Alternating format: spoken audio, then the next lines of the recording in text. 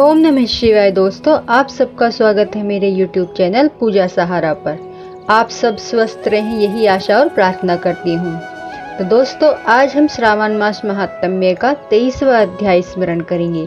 इसमें स्वयं भोलेनाथ ने कृष्ण जन्माष्टमी का व्रत का उद्यापन और उसका वर्णन किया है कि किस विधि से हमें यह करना चाहिए।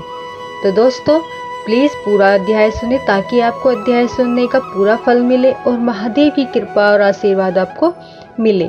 और ज़्यादा से ज़्यादा शेयर करें ताकि आपको सुनाने का भी फल मिले। महादेव की पूजा अर्चना तो हम करते ही हैं, साथ साथ अगर हम महात्म्य भी सुनते हैं तो हमारे हजारों गुना फलों की प्राप्ति होती है। अश्वमेघ करने जितना फल हमें श्रावण मास महात्म्य को सुनने से मिल जाता है। तो शुरू करते हैं आज हम 23वां अध्याय। बोलो ओम नमः शिवाय। ईश्वर बोले, हे संत कुमार, श्रावण मास में कृष्ण पक्ष की अष्टमी को वृष के चंद्रमा में अर्धरात्रि में इस प्रकार के शुभ योग में देव की वासुदेव श्री कृष्ण को जन्म दिया। सूर्य के सिंह राशि में प्रवेश करने पर इस श्रेष्ठ महोत्सव को करना चाहिए। सप्तमी के दिन अल्प आहार करें। इस दिन दंत धावन करके उपवास के नियम का पालन करे और जितेंद्रिय होकर रात में शयन करे। जो मनुष्य केवल उपवास के द्वारा कृष्ण जन्माष्टमी का दिन व्यतीत करता है, वह 7 जन्मों में किए गए पापों से मुक्त हो जाता है। इसमें संदेह नहीं है। पापों से मुक्त होकर गुणों के साथ जो वास होता है, उसी को सभी भोगों से रहित उपवास जानना चाहिए। अष्टमी के दिन नदी आदि में के निर्मल जल में तिलों से स्नान करके किसी उत्तम स्थान में देवकी का सुंदर सूती का ग्रह बनाना चाहिए, जो अनेक वर्ण के वस्त्रों, कलशों, फलों, पुष्पों तथा दीपों से सुशोभित हो और चंदन तथा अगरू से सुवासित हो। उसमें हरिवंश पुराण के अनुसार गोकुल लीला की रचना करें और उसे बाजों की ध्वनियों तथा नृत्य गीत आदि मंगलों से सदा युक्त रखें। उस ग्रह के मध्य में षष्ठी देवी की प्रतिमा सहित स्वर्ण, चांदी, ताम्र, पीतल, मिट्टी, काष्ठ अथवा मणि की अनेक रंगों से श्री कृष्ण की प्रतिमा स्थापित करें। वहां 8 शल्य वाले प्रयक पलंग के ऊपर सभी शुभ लक्षणों से संपन्न प्रसूतावस्था वाली देवी की मूर्ति रखकर उन सबको एक मंच पर स्थापित करें और उस प्रयक में स्तनपान कराते हुए सुप्त बालक रूप श्री कृष्ण को भी स्थापित करें। उस सूतिका ग्रह में एक स्थान पर कन्या को जन्म दी हुई यशोदा को भी कृष्ण के समीप बनाए। साथ ही 7 हाथ जोड़े हुए देवताओं, यक्षों, विद्याधरों तथा अन्य देव योनियों को भी बनाए। वहीं पर खड़ग तथा ढाल धारण करके खड़े हुए वासुदेव को भी बनाए। इस प्रकार कश्यप के रूप में अवतरण वसुदेव जी, अदिति शिवरूपा देवकी, शेषनाग के अवतार बलराम, अदिति के ही अंश से बनी हुई यशोदा, दक्ष प्रजापति के अवतार नंद, ब्रह्मा के अवतार गर्गाचार्य, सभी अप्सराओं के रूप में प्रकट गोपी का वृंद, देवताओं के रूप में जन्म लेने वाले गोपगण, कालनेमीश्वर कंस, उस कंस के द्वारा वज्र में भेजे गए वृषासुर, वत्सासुर, कवलयापीड़, केसी आदि असुर, हाथों में शस्त्र लिए हुए दानव तथा यमुना दह में स्थित कालिया नाग, इन सब के वहां चित्र बनाने चाहिए। इस प्रकार पहले इन्हें बनाकर श्री कृष्ण ने जो कुछ भी लीलाएं की हैं, उन्हें भी अंकित करके भक्ति परायण होकर प्रयत्न पूर्वक 16 उपचारों से देव की इस मंत्र के द्वारा उनकी पूजा करनी चाहिए।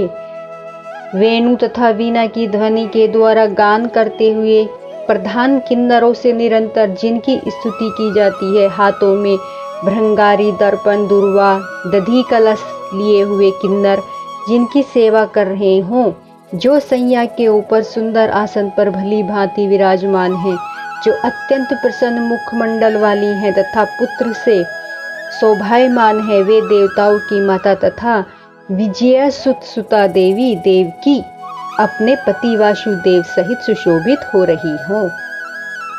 उसके बाद विधि जानने वाले मनुष्य को चाहिए कि आदि में प्रणव तथा अंत में नमः से युक्त करके अलग अलग सभी के नामों का उच्चारण करके सभी पापों से मुक्ति के लिए देवकी वासुदेव, वसुदेव, बलदेव, नंद और यशोदा की पृथक पृथक पूजा करनी चाहिए।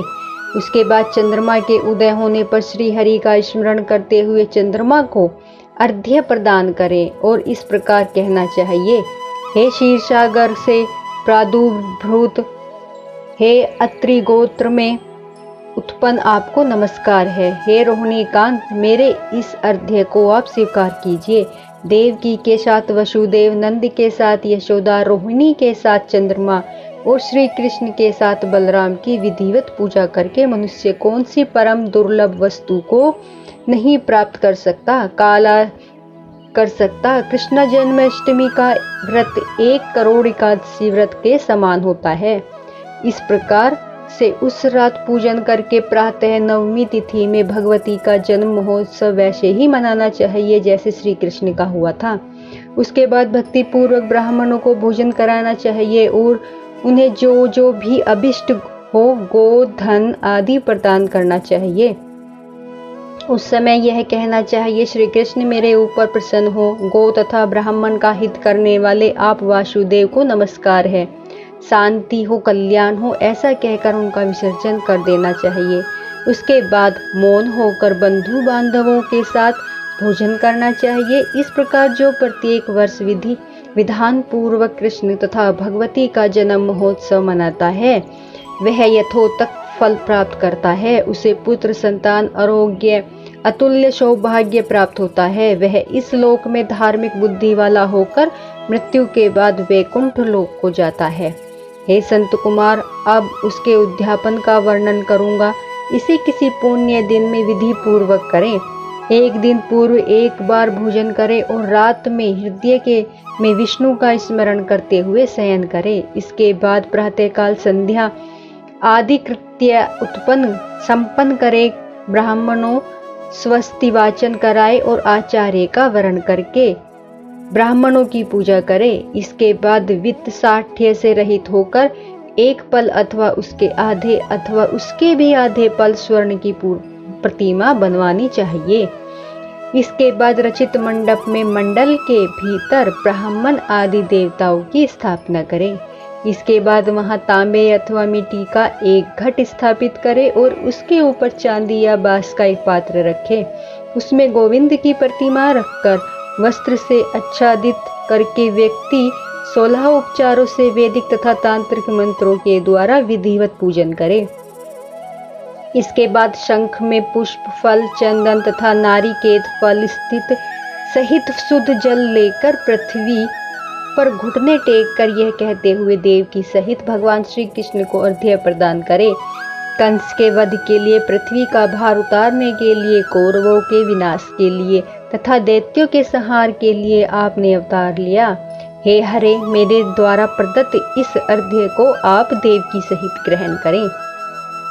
इसके बाद बुद्धिमान को चाहिए कि चंद्रमा को पूर्वोक्त विधि से अर्घ्य प्रदान करे, पुनः भगवान से प्रार्थना करे, हे जगन्नाथ, हे देव की पुत्र, हे प्रभु, हे वसुदेव पुत्र, हे अनंत, आपको नमस्कार है, भवसागर से मेरी रक्षा कीजिए। इस प्रकार देवेश्वर से प्रार्थना करके रात्रि में जागरण करना चाहिए। पुनः प्रातःकाल शुद्ध जल में स्नान करके जनार्दन का पूजन खीर, तिल और घी से मूल मंत्र के द्वारा भक्ति पूर्वक 108 आहुति देकर पुरुष सूक्त से हवन करें और पुनः इंद्र विष्णुर्वी चक्र में इस मंत्र से केवल घी की आहुति देनी चाहिए। पुनः पूर्ण आहुति देकर होम से संपन्न करें। अनंतर आभूषण तथा वस्त्र आदि से आचार्य की पूजा करें। उसके बाद व्रत की संपूर्णता के लिए दूध देने वाली सरल स्वभाव वाली बछड़े युक्त उत्तम लक्षणों से संपन्न सोने की सींग, चांदी के खुर, कांस्य की दोहिनी, मोती की पूंछ, ताम्र की पीठ तथा सोने के घंटे से अलंकृत की हुई एक कपिला गौ को वस्त्र से आच्छादित करके दक्षिणा सहित दान करना चाहिए। इस प्रकार दान करने से व्रत संपूर्णता को प्राप्त होता है। कपिला गौ के अभाव में अन्य गौ भी दी जा सकती है। इसके बाद ब्राह्मणों को यथा योग्य दक्षिणा प्रदान करके उसके बाद 8 ब्राह्मणों को भोजन कराए, उन्हें भी दक्षिणा दे। पुनः सावधान होकर जल से परिपूर्ण कलश ब्राह्मणों को प्रदान करे और उनसे आज्ञा लेकर अपने बंधुओं के साथ भोजन करे। हे ब्रह्मपुत्र, इस प्रकार व्रत का उद्यापन करने पर वह बुद्धिमान मनुष्य उसी क्षण पाप रहित हो जाता है और पुत्र पौत्र से युक्त तथा धन धान्य से संपन्न होकर बहुत समय तक सुखों का उपभोग कर अंत में वैकुंठ को प्राप्त होता है। इस प्रकार श्री स्कंद पुराण के अंतर्गत ईश्वर संत कुमार संवाद में श्रावण मास महात्म्य में कृष्णा जन्माष्टमी व्रत कथन नामक 23वां अध्याय पूर्ण होता है। तो दोस्तों, आज हमारा 23वां अध्याय पूर्ण होता है। बोलो ओम नमः शिवाय। दोस्तों, मेरी वीडियो को प्लीज लाइक, सब्सक्राइब, शेयर जरूर करें। अगर कुछ पसंद नहीं आता है तो उसके लिए भी मुझे कमेंट अवश्य करें। तो बोलो हर हर महादेव।